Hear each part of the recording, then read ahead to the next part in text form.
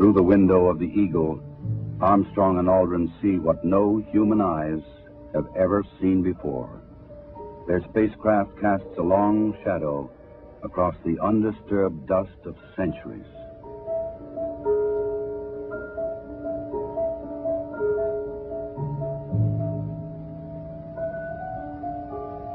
Seven hours after landing, after careful preparations for later ascent were completed, Armstrong opens the Eagle hatch and begins his climb down to the surface.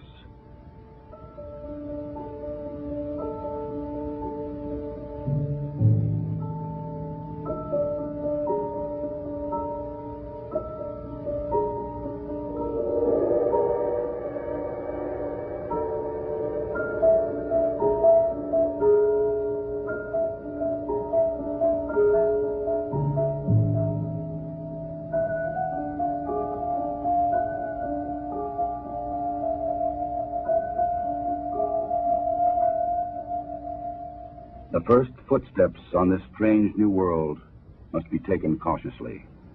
The moon has only 1/6 the gravity of Earth. The nature of its surface was still unknown. And step off the limb now. That's one small step for man, one giant leap for mankind.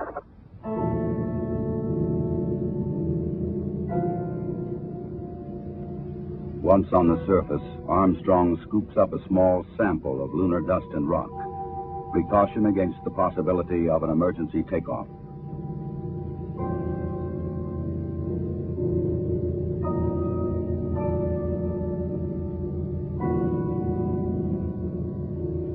According to plan, astronaut Aldrin now descends from the Eagle. He and his equipment would weigh 383 pounds on Earth. Here, they weigh about 66 pounds.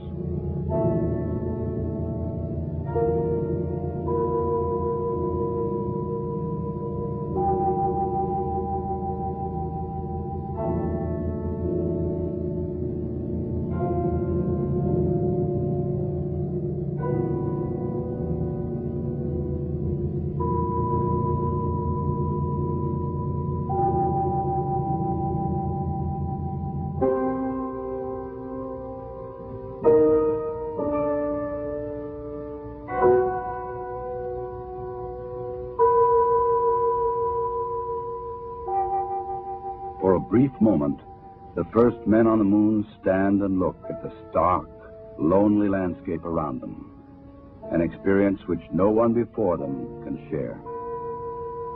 But there is much to be done in the limited time which they can stay on this airless, cloudless satellite of Earth. This sheet of metal foil traps and holds particles from the sun, the so-called solar wind, or barrage of solar energy, which constantly strikes the moon's surface. Results of this experiment will be taken back to Earth to reveal new secrets to anxious scientists.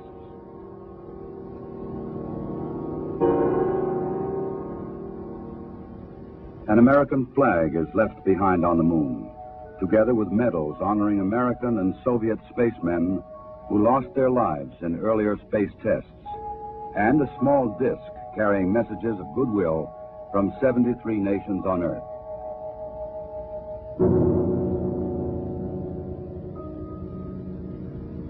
A plaque on the lunar module reads, "Here, men from the planet Earth first set foot upon the moon, July 1969 AD.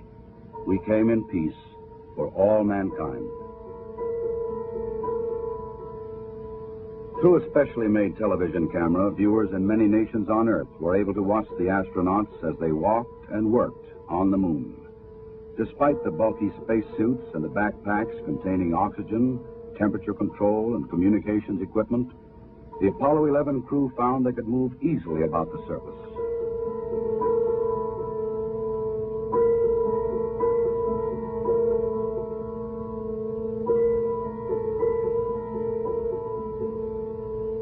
Because there is no wind or rain on the moon, these footprints will remain for centuries.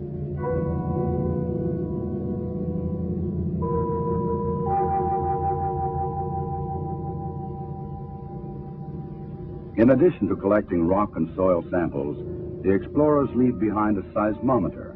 This highly sensitive device would send back valuable information on external meteoroid impacts, as well as internal lunar movements.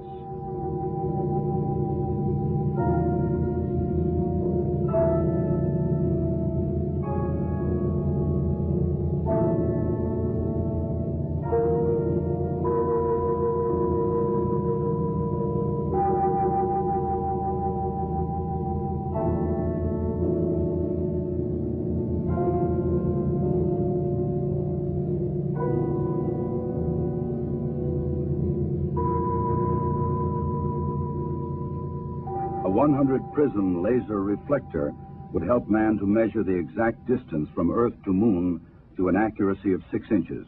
These were the first of many experiments which will be taken to the Moon to provide man continuing and increasing knowledge about the Moon and the vastness of space beyond.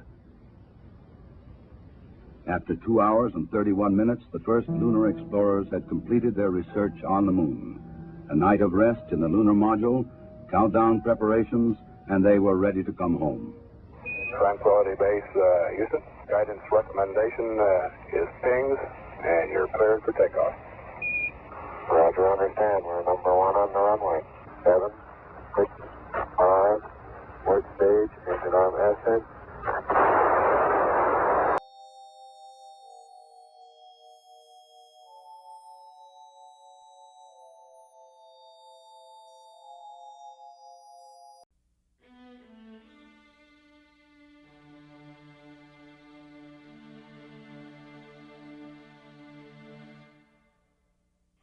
This is Apollo Saturn Launch Control. We passed the 6-minute mark in our countdown for Apollo 11. The flight to land of the first men on the moon. 10, 9, ignition sequence start. 6.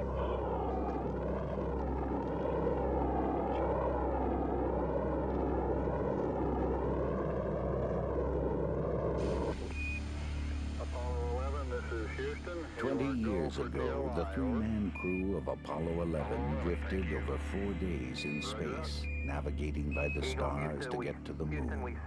The lunar lander Eagle undocked from the main ship Columbia.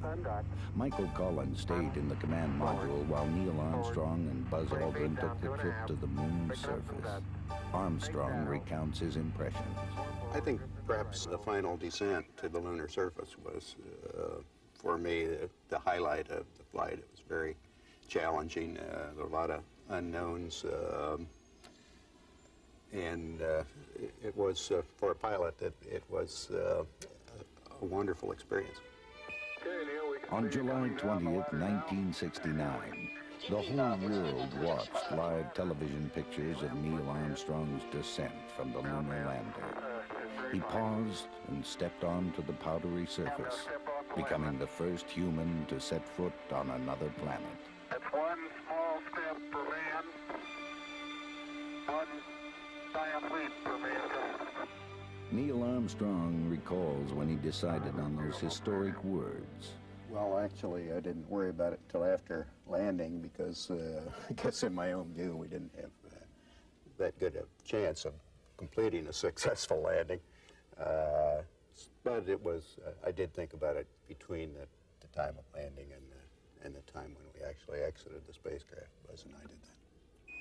Orbiting the moon every 45 minutes in the command service module, Michael Collins stayed in close contact with his colleagues on the lunar surface. My concerns were not within the command module, but simply that something might go wrong with the LEM, with the lunar module, and these two guys might get stuck on the surface of the moon. That was my main concern. 0, 0, 0. During the 2.5 hours they spent on the moon's surface, the Armstrong-Aldrin team managed to collect 45 pounds of moon rock and soil samples, set up 2 experiments, and raise an American flag. Walking on the moon was not a problem. With 1/6 the gravity of Earth, bounding across stretches of magnificent desolation was actually fun. For Buzz Aldrin, our closest celestial neighbor is a fond memory. It was a stranger to me before the mission, but I now look back at it as somewhat of a friend, a place that I've visited. The first moon landing was a technological challenge met head-on by this nation. After Apollo 11, there were 6 more missions to the moon. The 3 men who made the initial journey believe we will return, maybe just as a stopover point for further exploration to Mars or beyond.